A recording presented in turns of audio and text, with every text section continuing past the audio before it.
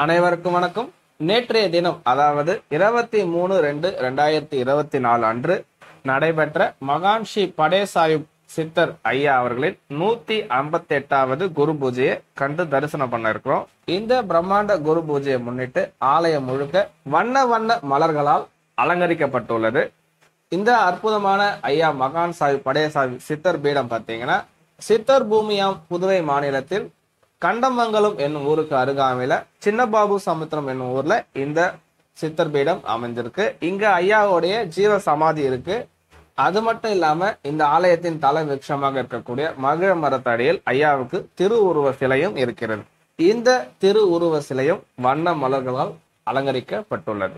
இந்த பிரம்மாண்ட குரு பூஜையின் முதல் நிகழ்வாக அன்று காலை 7 மணி அளவில் ஆலயத்தில் உள்ள அலங்கரிக்கப்பட்ட தேரில் ஐயாவின் திருவுருவ சிலையை வைத்து ஆலயத்தை 3 முறை வலம் வந்தனர்.